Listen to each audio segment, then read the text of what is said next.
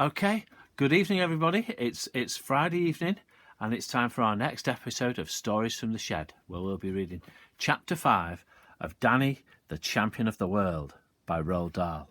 First of all, evening rebel. Rebels in the house, rebels in the house, and over to Pesco. Okay, right, let's get on. Last night we found out that Danny's dad, where he'd been in Hazel's Wood, he was poaching and stealing pheasants. In this chapter, Danny's dad starts to tell him about the secret methods that they use to poach the pheasants. Chapter 5, The Secret Methods.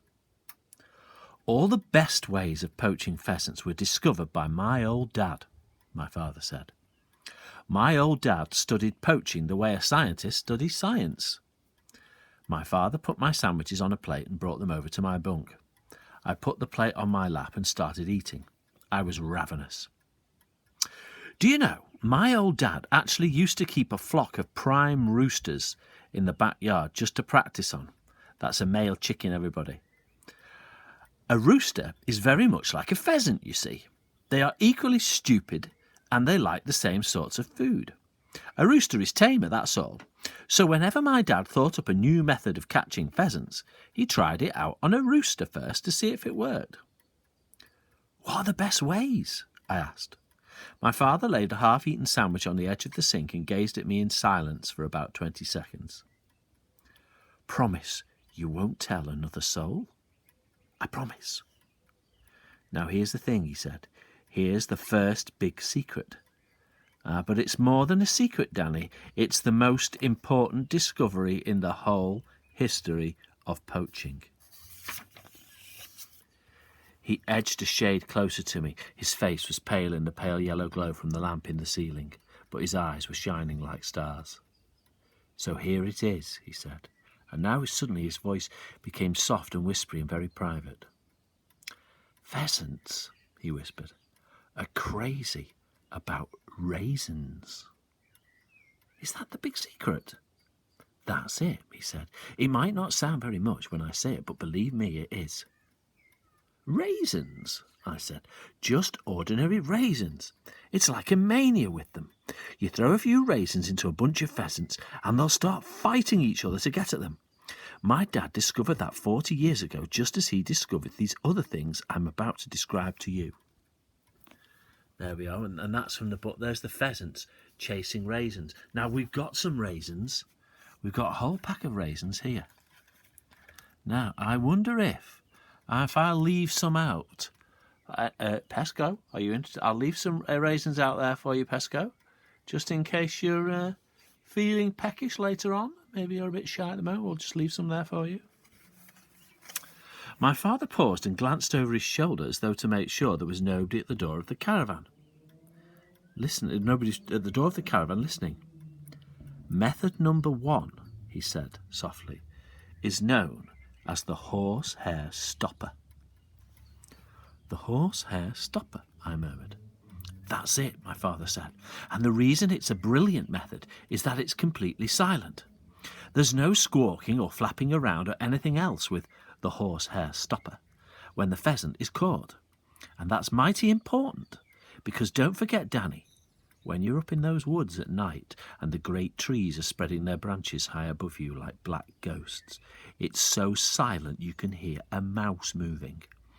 And somewhere amongst it all, the keepers, that's the gamekeepers' children, they're the men who are waiting and listening. They're always there, those keepers, standing stony still against a tree or behind a bush with their guns at the ready. So what happens with the horse hair stopper? I asked. How does it work? It's very simple, he said. First, you take a few raisins and you soak them in water overnight to make them all plump and soft and juicy.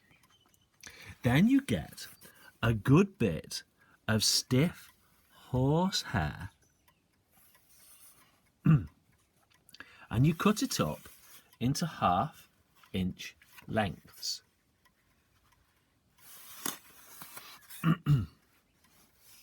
And what they would do, children, they would take the horsehair. Now I'm going to see if I can do it. They'd thread it onto a needle. There we go. Thread it onto a needle like that. You can probably only just see this because it's so fine.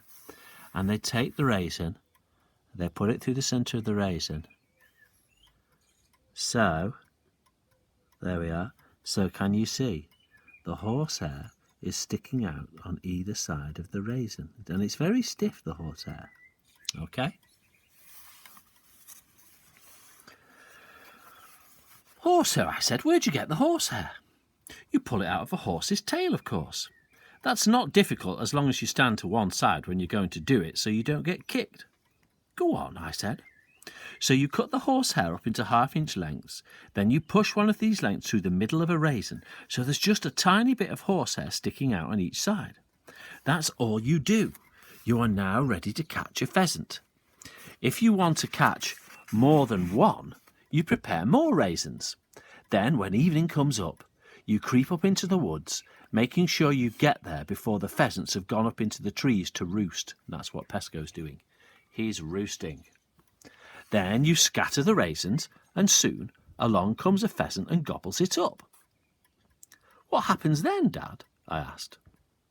Well, here's what my dad discovered, he said. First of all, the horsehair makes the raisin stick in the pheasant's throat. It doesn't hurt him. It simply stays there and tickles. It's rather like having a crumb stuck in your own throat. Well, after that, believe it or not, the pheasant never moves his feet again. He becomes absolutely rooted to the spot. And there he stands, pumping his silly neck up and down just like a piston. And all you've got to do is nip out quickly from the place when you're hiding and pick him up. Is that really true, Dad? I swear it, my father said. Once a pheasant's had the horse hair stopper, you can turn a hosepipe on him and he won't move. It's just one of those unexplainable little things. But it takes a genius to discover it.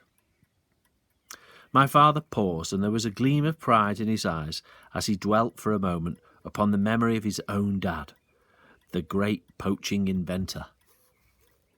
So that's method number 1, he said. What's number 2? I asked. He said, number 2. Number 2 is a real beauty. It's a flash of pure brilliance. I can even remember the day it was invented.